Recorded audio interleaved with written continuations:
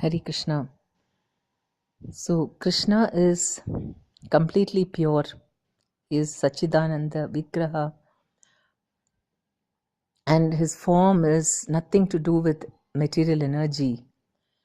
And so, when we come in touch with Krishna, automatically the purification starts. Even one name of Krishna can remove more sins than we are able to commit. That's the power of the holy name of Krishna. And so, by chanting Hare Krishna, we are slowly bringing Krishna into our hearts until one fine day we will be able to see Krishna and associate with him, by which time we'll be completely purified. And so, the only purpose,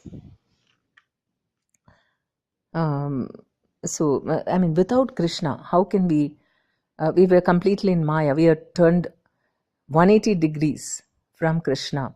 We are showing our backs to him in materialistic consciousness, and and so we can never hear Krishna. Whatever he tells us as the Paramatma, he is always guiding and the living entity, but we do not hear, or even if we hear, we just try to stifle it and listen instead to our minds.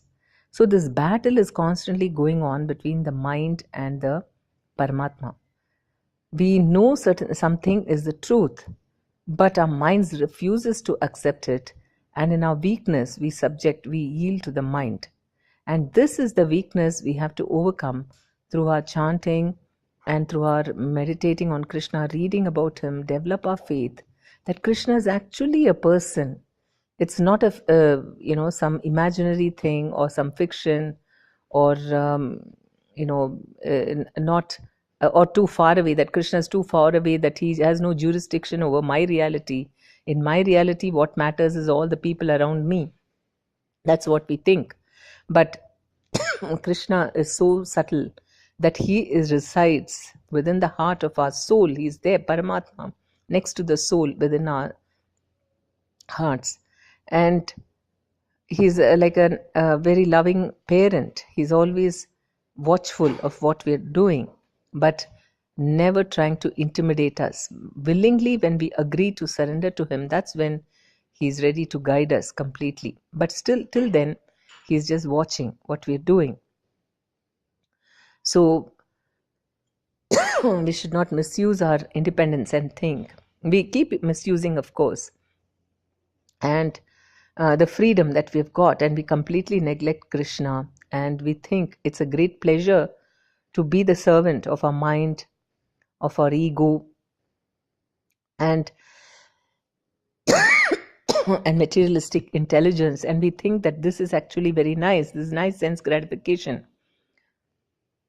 But constantly we get the repercussions. We get a lot of